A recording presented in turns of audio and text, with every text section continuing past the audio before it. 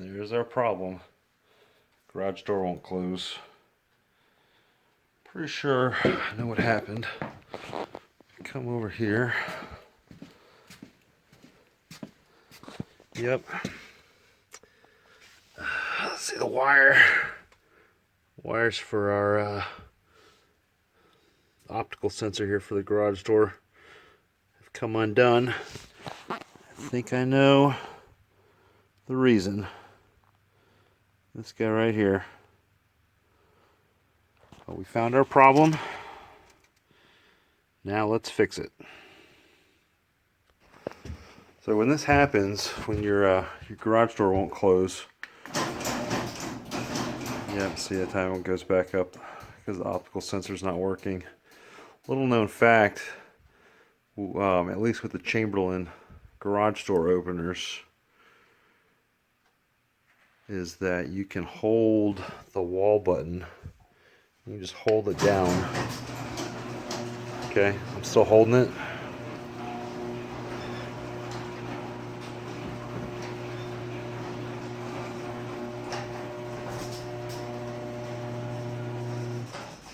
Now I release the button. If you hold the wall button, don't let it go, it'll override the optical sensors if you hold on to the button until the door is fully closed. Pardon the mess in here. That's a workaround for if your optical sensors are obstructed or otherwise not working, and you need to get your door closed. Of course, you can always, manually release the door from the trolley and close it manually. That's not always convenient for the missus, and so hopefully that little tip helps a lot of people out. So our little project over here, real simple. We'll go over to the toolbox, get our wire strippers here. I think that's all we're going to need.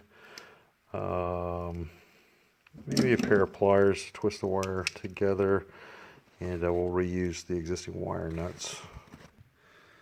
Okay, you can see here these wires have been chewed up a little bit. A lot of times you see garage door installers, they use this Cat 5, Cat 6 wire because there's so many pairs of wire in here. If one gets damaged, they can easily just switch to another pair if one gets kinked. In this case, these are still hooked up to the opener, to the head unit of the opener, so those are the ones we want to reuse. Essentially, we just want to reconnect these, and they have to be in the right orientation. So basically, we just need to strip the wire to a usable spot here. Use our wire strippers. If you don't have wire strippers, you could use a pocket knife or a box cutter, anything else, just to strip the insulation off these wires. This makes it a little bit easier. And these are a few bucks at Harbor Freight. Definitely worth picking up a couple pairs or a pair for your toolbox. So we got that. If you don't have a wire stripper, but say you've got a wire cutter like this, one thing you can do is just put the wire in the cutter part. You don't squeeze too hard, just get a little bit of tension on it, and then pull. And get this to focus here, and you get the wire exposed like that.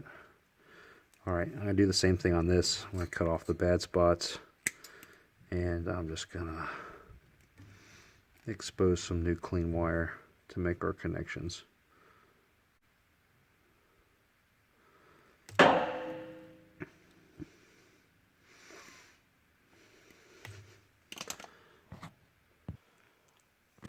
Okay, so the dogs lost one of the wire nuts, so got a another wire nut here in my box of parts, and we go back over here.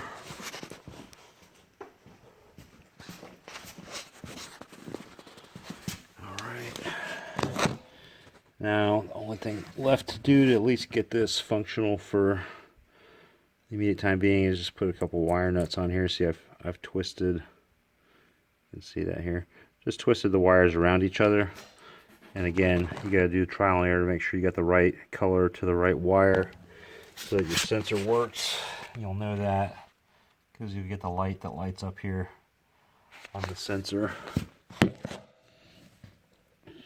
So I'm just going to go ahead and twist these wire nuts on here just to hold these connections together for the time being.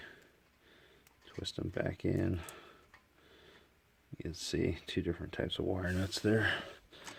I'll tuck this out of the way, come back with a staple later and staple that back out of the way. I know the dogs are going to get back into this.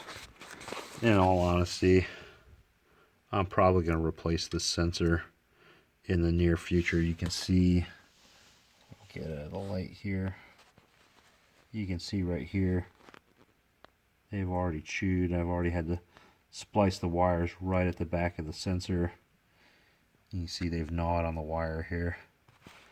And this thing probably doesn't have a whole lot more useful life left in it, but it will work tonight now. Okay, we got our door back open and we're gonna hit the button now, test it out. And it's closing.